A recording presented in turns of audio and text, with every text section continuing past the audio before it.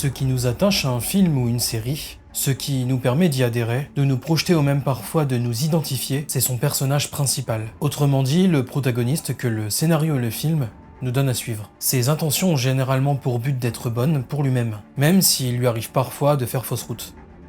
Et d'ailleurs, un protagoniste de fiction a presque tout le temps un antagoniste, un méchant en soi qui lui ressemble plus qu'on pourrait le croire. Mais on verra ça dans une prochaine vidéo, qui sera justement consacrée aux antagonistes de films et de séries. Vous avez cliqué sur cette vidéo parce que vous voulez comprendre pourquoi vous aimez autant les protagonistes de vos films préférés. D'ailleurs, si vous y réfléchissez bien, vos films préférés le sont souvent à cause de leur protagoniste. En d'autres termes, leur personnage principal mis en avant dans le film. En réalité, un protagoniste est un personnage qui se fait embarquer dans une aventure, un conflit ou une expérience. À un moment, il décide de franchir le pas, généralement peu de temps après une séquence où on lui demande de sortir de sa zone de confort.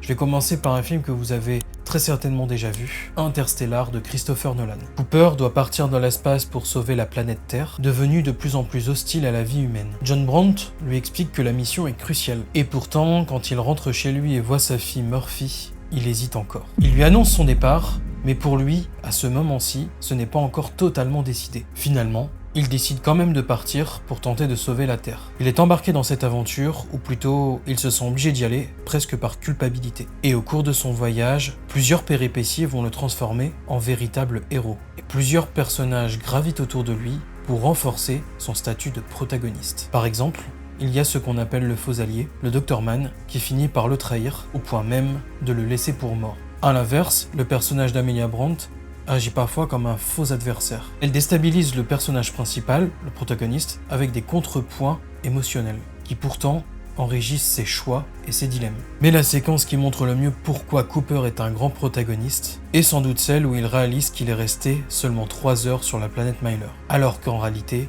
21 ans se sont écoulés sur Terre. Il regarde alors les messages vidéo de ses enfants qui ont grandi en seulement quelques minutes devant lui, à des années-lumière de distance. À ce moment-ci, un complexe apparaît, il s'effondre entre tristesse et joie. Et cette émotion complexe et paradoxale, le spectateur, c'est-à-dire vous, l'a ressentie exactement au même moment.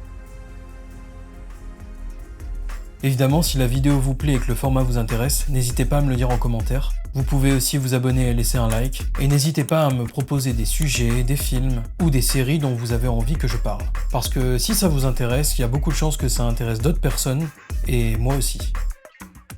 Maintenant, je vais vous mettre au défi, qui est le protagoniste de Titanic ? Eh bien, c'est Jack Dawson. James Cameron commence le film dans la temporalité où le Titanic coule. En nous faisant suivre Jack, on le voit rencontrer Rose, qui est pourtant la narratrice de l'histoire. Mais c'est surtout Jack qui se retrouve face à un véritable antagoniste. Et non, je ne parle pas seulement de l'iceberg, enfin pas entièrement. C'est donc Jack que le film nous pousse à suivre et à soutenir. C'est un jeune artiste pauvre qui monte dans le Titanic par hasard. Il va bouleverser la vie de Rose tout en transformant profondément la sienne. Et il meurt surtout, quoi, mais... À travers lui, on découvre le bateau, l'amour et surtout la liberté. Son ennemi principal est Cole Oakley, le fiancé riche et possessif de Rose. Et il représente tout ce qui empêche Jack et Rose d'être ensemble. La domination sociale, l'argent et les conventions de l'époque. Mais au fond, ces deux personnages convoitent exactement la même chose. Bref, finalement, des protagonistes, je pourrais en citer des centaines autant qu'il existe de films. Et parfois, un antagoniste peut lui-même devenir un protagoniste. Par exemple, Cruella est l'antagoniste dans Les 101 Dalmatiens, mais elle devient la protagoniste de son propre film Cruella, avec Emma Stone dans le rôle principal. Mais aussi Dark Vador par exemple, où lorsqu'il est Anakin enfant et adolescent, il reste un protagoniste malgré le fait qu'il est un antagoniste en devenir. En fait, tout dépend de l'histoire racontée et du point de vue pris par le film. La temporalité peut d'ailleurs jouer un énorme rôle, notamment avec des flashbacks ou un récit centré sur un personnage en particulier. Un épisode de The Walking Dead avait fait d'ailleurs exactement la même chose avec le personnage de Negan à l'époque.